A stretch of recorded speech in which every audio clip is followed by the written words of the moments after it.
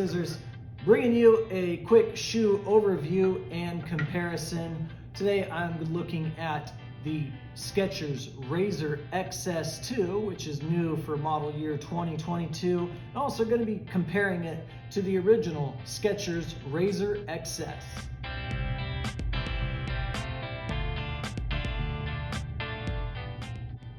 All right, so just some quick information. Again, this is the Razor XS2 from Skechers, brand new for 2022.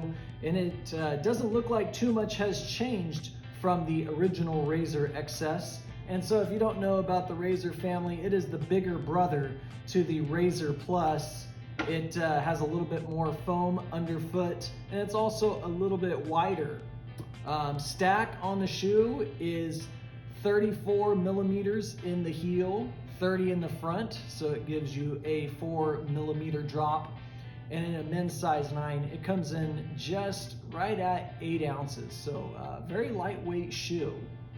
Updates on the shoe, it doesn't look like too much has changed. You look at the geometry of the shoe and how it's designed, and it's very similar. One thing that I can tell you has changed is the upper. It's slightly been changed. One thing that was noticeable about the uppers on the original Razor XS is they didn't have a whole lot of pliability to them. They tended to crease a lot, so you would see a lot of times once you cinched them up or you laced them up, you'd have some creases, which wasn't always good. Sometimes they give you a little bit of hot spots, especially if you had a little bit more narrow feet. So they did update the upper. It's just a little more, I would say, just conforming. It's not going to be creasing up quite as bad. I think they did have to sacrifice maybe a light bit of breathability, but even when you look at it, it still is breathable.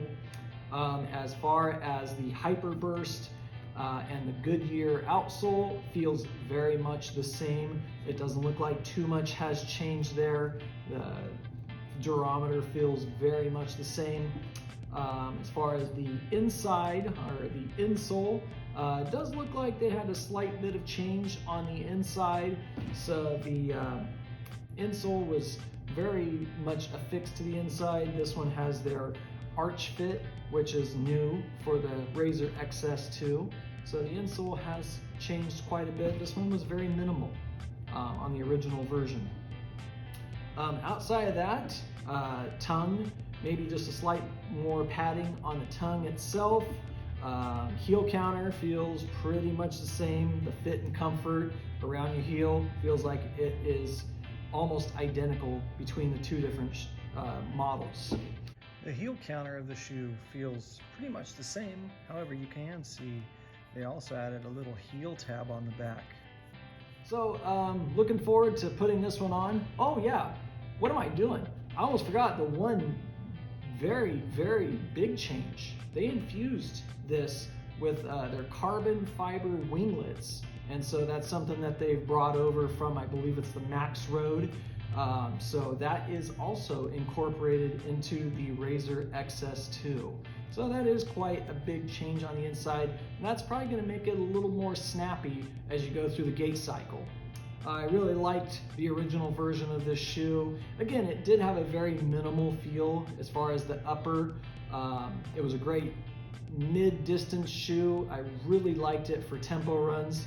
And so really looking forward to putting some miles in the Razor XS2 and coming back with a full review. I appreciate you watching. If you have any questions or comments, feel free to throw them in the comment section below. And just remember, no running with scissors.